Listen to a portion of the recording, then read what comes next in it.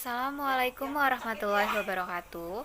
Perkenalkan, saya Mary Amelia, NPM 21510200064 dari Prodi Perbankan Syariah kelas B.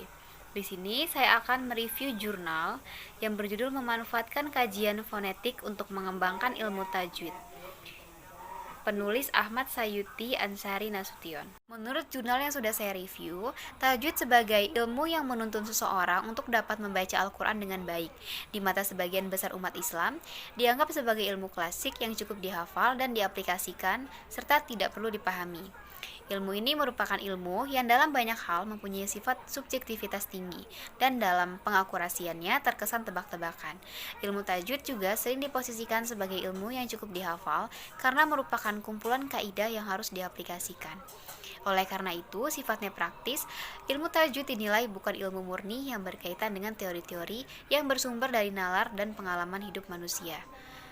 Ilmu fonetik merupakan ilmu murni yang bersifat objektif dan memerlukan nalar, serta produknya dapat diuji dengan alat-alat modern. Dengan demikian, ilmu fonetik mirip dengan ilmu yang pasti yang tidak menggunakan perkiraan subjektif. Ilmu fonetik sangat membutuhkan daya nalar yang kuat dan proses aplikasi yang akurat, sehingga produknya dapat diukur.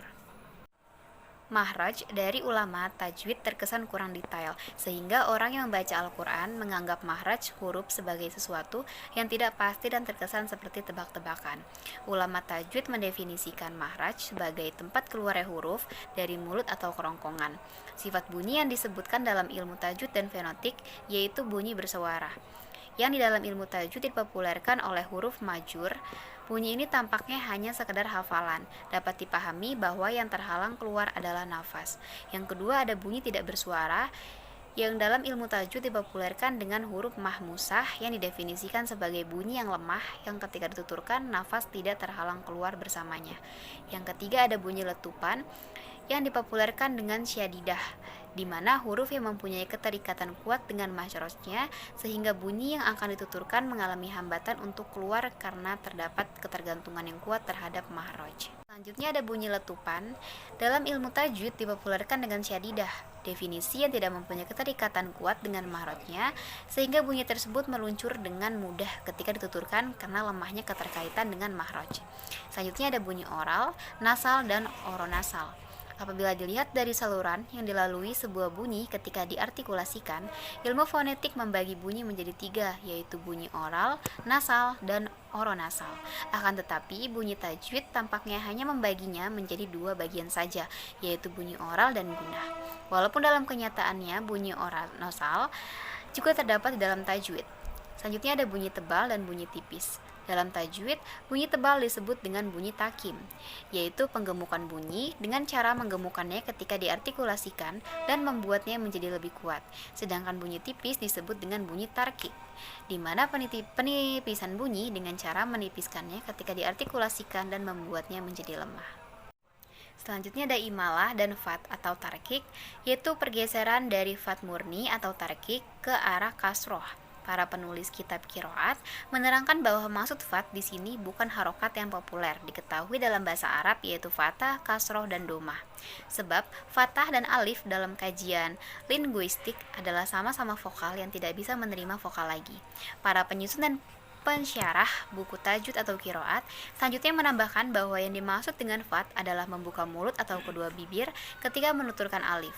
Ilmu tajwid dapat didorong untuk bersinergi dengan ilmu fonetik tanpa harus mereduksi apa yang telah diupayakan oleh ulama tajwid.